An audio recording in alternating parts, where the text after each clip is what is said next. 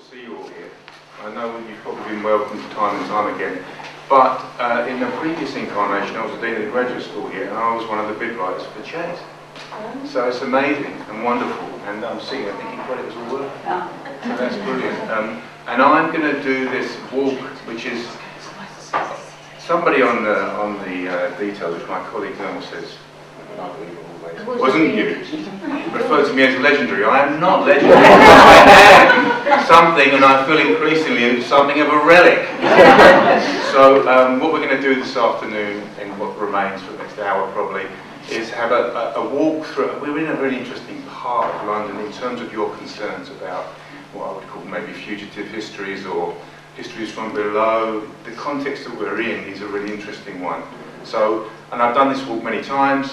I always enjoy it, and so it was a nice opportunity to add something a little bit extra at the end of your day, which is about this part of London and its post-colonial history. Cool. So the first thing I'm going to do is read you an extract from Hoggart's memoir. He wrote 3 memoirs. Fantastic writing. Here we go. This is Hoggart on Goldsmiths. The manifest value and success of the work being done here at Goldsmiths, the way it broke some of the class barriers of British higher education, the esteem in which it was often held in Britain and abroad, within a wider radius of buildings, and above all, the intense vitality you felt the moment you crossed the threshold in the crowd.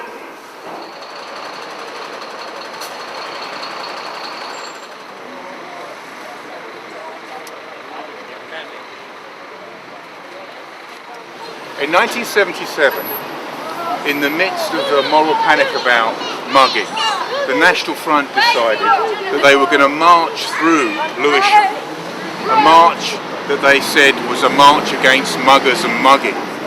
Down there in Bermondsey, the National Front had some electoral success, so they decided to march here in protest of what they said was an assault to the British way of life. I'm sorry, an assault against the British way of life, you know, lesser breeds without law, the muggers and so on. Now where we're standing right now was where the National Front had planned to assemble. But there was an extraordinary national groundswell and a counter-demonstration took hold just here. Now what I'm going to try and do, if I can do this dubious magic, 2,000 or 3,000 campaigners gathering to stop the National Front.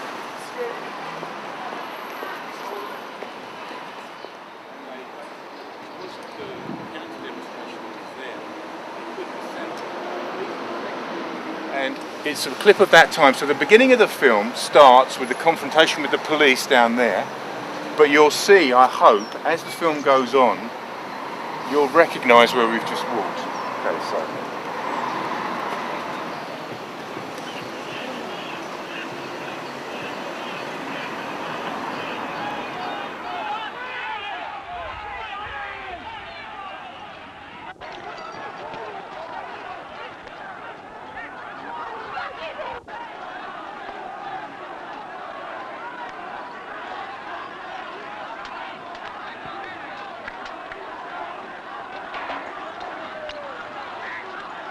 It was a really historic moment, and what's so interesting is that for a long time I think there's been a reluctance to really remember. I mean, it's partly why I was happy to present today or take you on this crazy experiment. Is that how could we remember? What mediums, what forms might be available to us to do something with this memory, which is still alive? Okay, so. I suppose that's intangible cultural heritage in that if all these ingredients were put together in an app or something, crudely, your stories, the footage, the music, then we don't see any traces here, no traces. But we hear it as we walk around.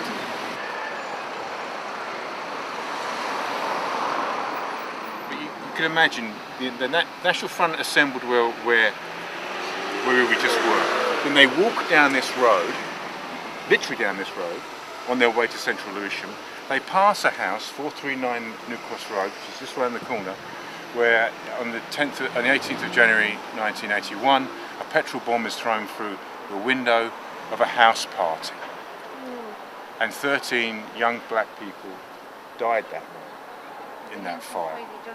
So this is brutal forms of racist violence. And the thing that I remember so much about that is how many people in the local area were touched by those events. So it wasn't something that was happening to some remote, West Indian youngsters as it was being reported in the newspapers. It was happening to neighbours, classmates, people that you knew, or people whose families had lost someone that night. We've become accustomed to discussions of Black Lives Matter in our time, but I think there was a deep sort of resonance with this history and those events. Now,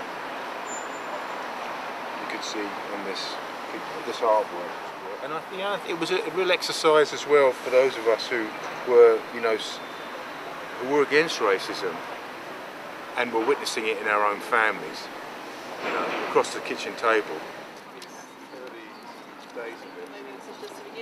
Well, I hope so. The importance of the reggae town systems and the alternative spheres. So in a way, the house was one of those spaces of association, that house party. There was a reason why all those young people were in that house in 439 Newcross Road. But they weren't the only places. And so public spaces or public places that seem kind of dead, like church halls, or youth clubs, like Moonshot Youth Club over there, just literally over there. It was a place where I worked in the early 1980s as a youth worker. It was an almost exclusively black club. It was a black hosted club. And I remember once coming down here for a dance. So it's a youth club, it's a gym, they play basketball in the gym. There are these huge mountains of speakers as tall as this, right, set up in each corner of the gymnasium. As a sort of soundscape, it was extraordinary. It wasn't just your consciousness that was being reorganised, but your internal organs were also being reorganised.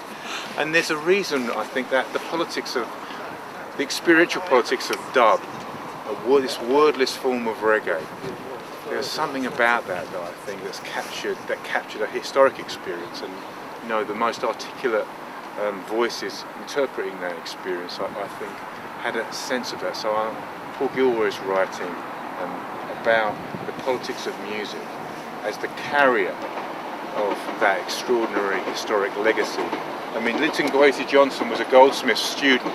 Somebody mentioned him before. He did a BA in sociology, of all things.